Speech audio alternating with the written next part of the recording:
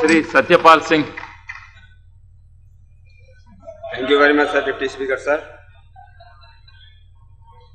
I rise here in the support of this proposed bill. जैसे माननीय मंत्री जी ने कहा है कि सुप्रीम कोर्ट के निर्णय के आधार पर यह बिल लाया गया है, उसके साथ साथ सरकार का, हमारी गवर्नमेंट का ये धर्म है, ये कर्तव्य है कि सामान्य आदमी को न्याय मिल सके, इंसाफ मिल सके। और इंसाफ तभी मिलेगा जब हमारे हाई कोर्टों के अंदर जो आज 395 वैकेंसीज हैं, वो वैकेंसीज भरी जाएं। आज हाई कोर्ट के अंदर हाई कोर्ट जज अच्छे एडवोकेट क्यों नहीं बनना चाहते? तो उसमें एक सबसे बड़ा कारण ये बताया गया कि जितना पैसा अच्छा एडवोकेट बनाता है, लोग कहते हैं अच्छे एडवोकेट, कहते हैं category A advocate, they never want to become the high court जजेस। तो generally category 2 advocate, I am not telling they are bad, but generally category 2 advocate, B advocate, they become the high court judges. So how to attract the good advocates from the courts? That is the basic question before the government. तो सबसे जो मूल मुद्दा यह है कि सामान्य आदमी को न्याय कैसे मिले। हमारे यहां जिस प्रकार से कोर्टों की कमी है, उसी प्रकार से जजों की कमी है। इंग्लैंड के अंदर कहते हैं for 10 lakh of population, for 1 million of population there are 51 judges available. England 51 जजेस अवेलेबल, ऑस्ट्रेलिया के अंदर there are 58, in Canada there are 75, and in America the number of the जजेस are 103, while in India the average judges is only 10.5 per 1 lakh for 10 lakh of population. So government must think how to increase the number of judges in the high courts and in other lower judiciary to give this justice to common man. तो सबसे बड़ी बात यह है कि sir Hindustan के अंदर या सारी दुनिया के अंदर जब तक समाज सुरक्षित नहीं है तब तक न्याय नहीं है। हम लोग कहते हैं कि न्याय जो है, जस्टिस तब होता है कि जस्टिस के लिए सब लोग जो है, कानून की दृष्टि में सब लोगों को बराबर माना जाए और एक तराजू में तोला जाए। हमारा संविधान भी ये कहता है, लेकिन वास्तव में ऐसा ग्राउंड पे दिखाई नहीं देता है। एक गरीब आदमी जहां जो है पुलिस की वर्दी से डरता है, वहां काले कोटों से भी डरता है, उससे भी जाकर के घबराता है। किसको कैसे ठीक किया जाए कि गरीब आदमी को न्याय मिले। कई वर्षों पहले द चीफ जस्टिस की कॉन्फ्रेंस इंडिया के अंदर हुई, उस समय के हमारे जो राष्ट्रपति थे, मैं I don't want to take his name, he mentioned in this chief justice conference कि courts in India are not cathedral but they are casinos. Courts are not cathedral, but they are casinos. And here justice depends how to throw the dice. Here judges are not here to do justice, but to decide the cases according to evidence on the record. तो गरीब आदमी के लिए वर्षों उसको सुनवाई के लिए लगता है, कोर्ट के लिए लगता है। एक पैसे वाले आदमी के लिए हमारे कोर्ट केवल नीचे के कोर्ट की बात नहीं है, हाई कोर्ट के लिए नहीं है। ये दुर्भाग्य की बात है इस देश के अंदर कि सुप्रीम कोर्ट, इस देश का सुप्रीम कोर्ट याकूब मेमन के लिए, एक आतंकवादी के लिए रात के 2:30 बजे खुल जाता है, लेकिन गरीब आदमी के लिए नहीं खुलता है। हमको इन बातों की तरफ भी ध्यान देना पड़ेगा कि गरीब आदमी को न्याय कैसे मिले, इसके बारे में आपको अपने को बहुत ध्यान देना पड़ेगा। दूसरा मैं ये कहना चाहता हूं कि जिस प्रकार से अगर हम हाई कोर्ट के अंदर जजेस की संख्या बढ़ाना चाहते हैं, उसके पीछे एक बड़ा कारण यह है कि जिन राज्यों के अंदर हाई कोर्ट की ज्यादा बेंचेज होनी चाहिए, वहां बेंचेज जो है बहुत कम है। एग्जाम्पल के लिए मैं बताना चाहता हूं कि महाराष्ट्र के अंदर जहां 11 करोड़ की पॉपुलेशन है, वहां पर जनरल 3+1 3 बेंचेज जो है महाराष्ट्र के अंदर है, उसकी एक बेंच जो है गोवा के अंदर है। उसके मुकाबले में यूपी के अंदर जहां जिसकी पॉपुलेशन 22 करोड़ है, वहां केवल मात्र 1.25 जो है बेंचेज हैं। एक मुख्य बेंच जो इलाहाबाद के अंदर है और एक जो है जहां पर 62.5 सीट के लिए एक हाई कोर्ट इलाहाबाद का है और 12.5 के लिए एक अवध में लखनऊ की बेंच है।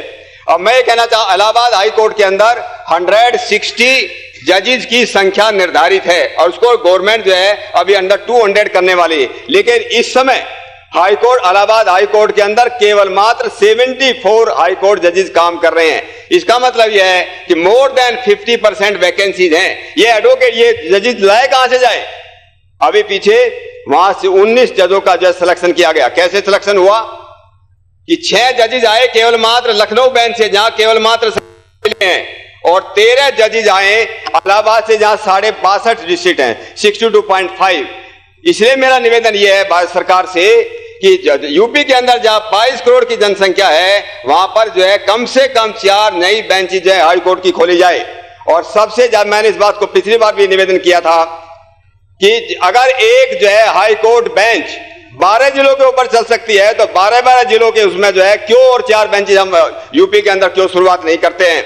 और इसके सबसे बड़ा फायदा ये होगा कि आज जो है जो अच्छे जज नहीं मिल रहे हैं, क्योंकि अच्छे जज तब हाई कोर्ट के लिए जज मिलेंगे जो हाई कोर्ट में प्रैक्टिस करते हैं। हाई कोर्ट की बेंचेज नहीं है। इसलिए मैं निवेदन करता हूं कि मेरठ के अंदर, आगरा के अंदर, गोरखपुर के अंदर या बनारस या बुंदेल के अंदर कर जो 4 बेंचेज किए जाएं। और सबसे पहले मैं निवेदन ये करता हूं, मैं आदरणीय जो है लॉ मिनिस्टर से रिक्वेस्ट करता हूं कि सबसे पहला यूपी के अंदर बेंच जो है वो मेरठ के अंदर खोला जाए। और उसका सबसे बड़ा कारण यह है कि इलाहाबाद हाई कोर्ट के अंदर सबसे ज्यादा केसेस अगर पेंडिंग है तो मेरठ रीजन के पेंडिंग है, सबसे ज्यादा वहां पर पेंडिंग है। वैसे भी मेरठ का एक दूसरा ऐतिहासिक स्थान है इस देश के अंदर। 1857 का जो लड़ाई जिसको हम कहते हैं युद्ध शुरू हुआ था अंग्रेजों के खिलाफ, वो सबसे पहले मेरठ में शुरू हुआ। इसलिए मेरठ के अंदर सबसे पहले उसकी जो है कि बेंच शुरू की जाए।